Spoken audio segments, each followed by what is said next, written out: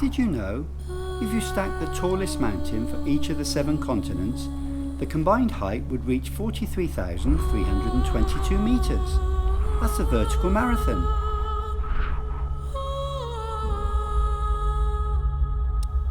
Back in 2016, at 53 years of age, I set out to replicate that climb, not on the mountains themselves, but on a Technogym Stepper. 31 days later, physically drained, mentally tested, I had conquered my own vertical marathon. Fast forward 10 years, and now 63, I ask myself the question, could I do this again? For me, life has always been about seeking challenges, setting goals, and proving what's possible. This time, my mission had 3 objectives. First and foremost, for the many health benefits associated with exercise, with a real focus on improving body composition and losing body fat, an ever-present enemy as we age and our metabolism slows down. My climbing would be complemented, of course, with my usual strength training routine. Secondly, the stair climber would perfectly replicate my forthcoming 2026 adventure to walk the 825-kilometre Camino Norte across northern Spain, thus forming an integral part of my preparation. And of course, last but certainly not least, to prove that age is just a number. So come with me on my second journey as I attempt to conquer the 7 summits, step by step, day by day, the highs, the lows, the grind and the triumph. Will I make it again?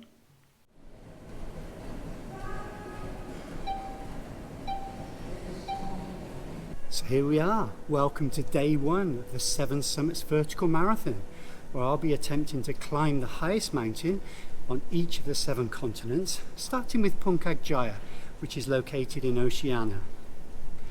Puncak Jaya sits at a height of 4,884 metres, can be found on the island of New Guinea in Indonesia, and if all goes to plan, I'm hoping to reach the summit in about 6 days.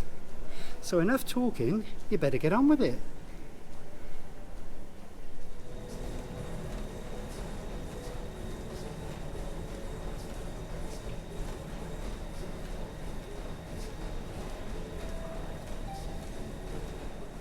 So that's me done for the day. A total of 65 minutes on day 1 of the 7 Summits Vertical Marathon. See you in the morning.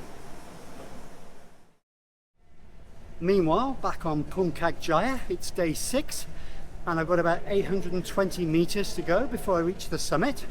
So far, everything's going pretty much to plan. I was hoping to conquer the first mountain in 6 days. So here we are on day 6, and yeah, I do love it when a plan comes together. So yeah, I'll see you at the top. 1 down, 6 to go. Indeed, I've managed to successfully climb Puncak Jaya in Indonesia, which was the first of my 7 Summits Vertical Marathon. However, I've now decided to move down to the most southerly continent on the planet, Antarctica, where I'm about to tackle Mount Vincent. Mount Vincent stands at a height of 4,897 metres, and once again, if all goes to plan, I'm hoping to reach the summit in about 6 days. Welcome back to day 12 of the 7 Summits Vertical Marathon, where I'm currently on Mount Vincent in Antarctica. Hoping to reach the summit today, but I've still got 809 metres to go. So, as I always say, you better get on with it. Day 13. And Mount Vincent in Antarctica completed. So now's the start of my 3rd mountain, Mount Elbrus, located in Russia in Europe, and it stands at a height of 5,642 metres, which, based upon my daily run rate, which is the equivalent of climbing Burj Khalifa, I'm hoping to reach the summit in about 6 days. So, as I've discovered already, there's actually only one way to do this, and that's to keep on climbing.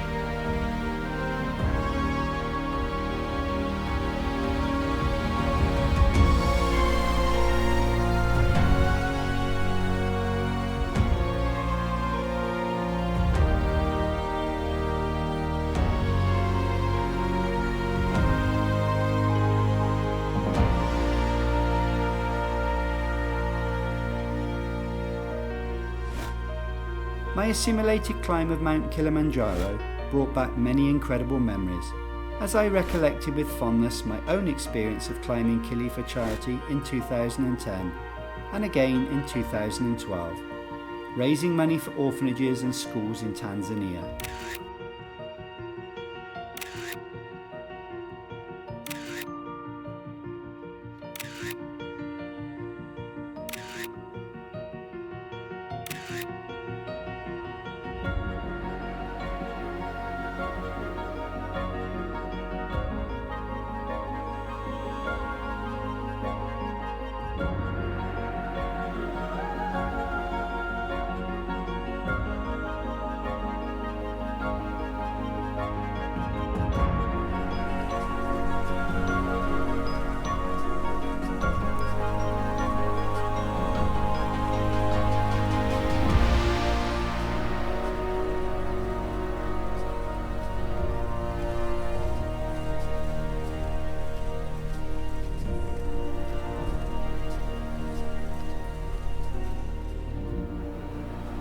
Well, that's me at the summit of Mount Denali, having completed the 5th of my 7 mountains, and tomorrow I'm going to be heading down to South America, to Argentina, where I'm going to be commencing the climb on Aconcagua.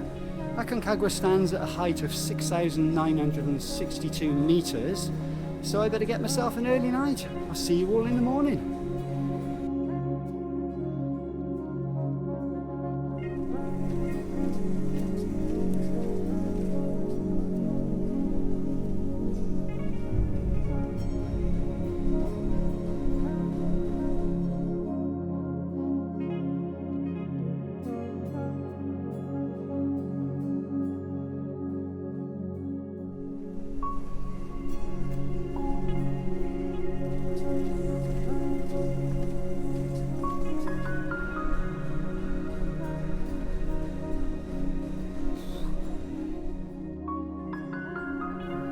Reaching the summit of Aconcagua had been a relief, being the tallest mountain so far. However, a nervous feeling came over me as I contemplated my final obstacle, the iconic Mount Everest. Despite my apprehension, returning back to the Himalayas almost 20 years after my incredible charity trek to Everest Base Camp, I knew those wonderful memories would help drive me forward on the last leg of my vertical marathon.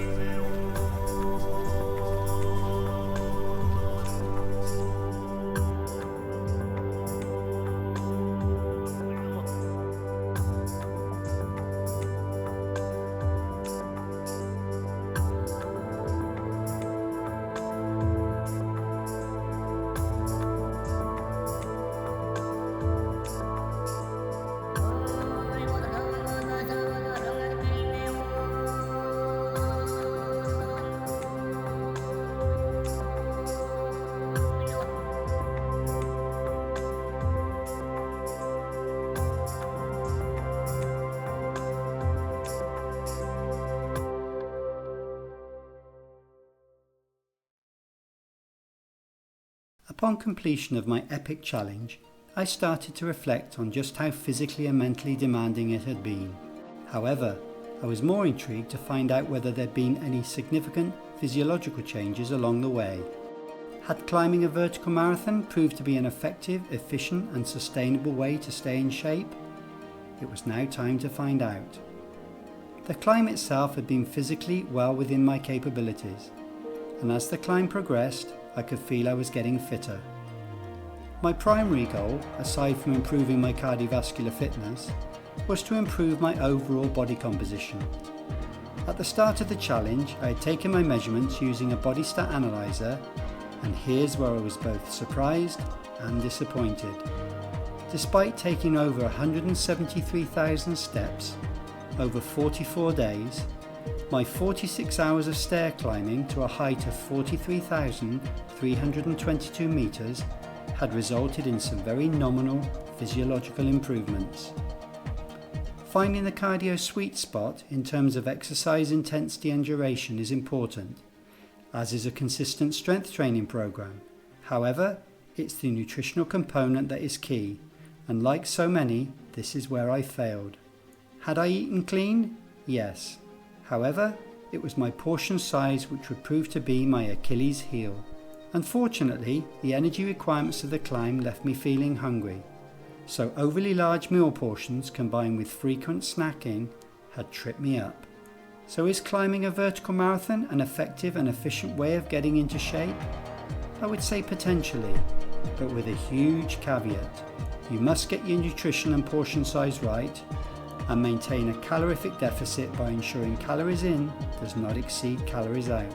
However, is this type of physical challenge sustainable? Probably not. All that said, I was happy that I had dispelled the belief that as we age we become less active and slow down. Would I do this again at 73? Never say never.